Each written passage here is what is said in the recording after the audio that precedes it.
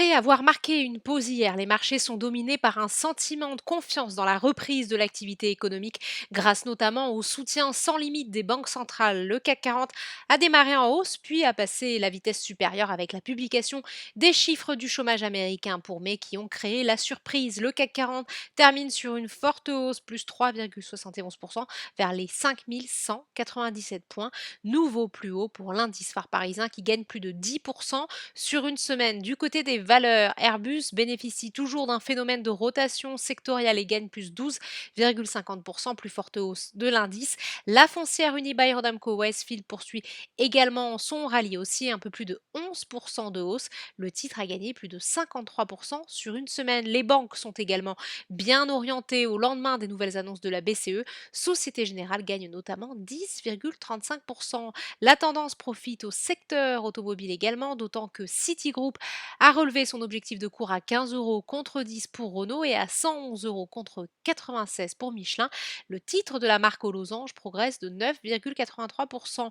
L'actualité de la journée, c'est également LVMH qui n'envisagerait pas de renégocier le prix d'acquisition de Tiffany's, fixé en novembre à 16,2 milliards de dollars, selon des informations obtenues par l'agence Reuters. Le titre prend 3,64%. À l'inverse, les valeurs défensives sont en repli. Worldline chute de 2,28%, plus forte baisse de l'indice. Sur le SBF 120, Europcar Mobility est en tête, plus 17,49%.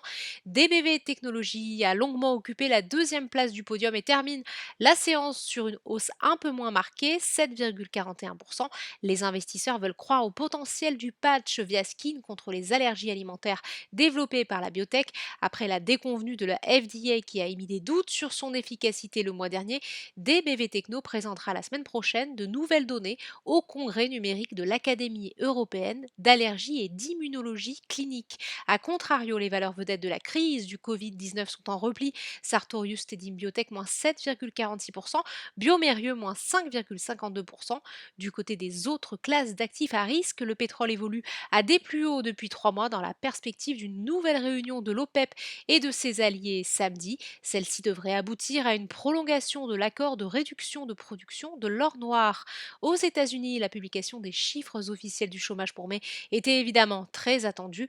Il révèle un taux de chômage retombé à 13,3% en mai, alors que certains analystes tablaient sur 20% à 18h heure de Paris.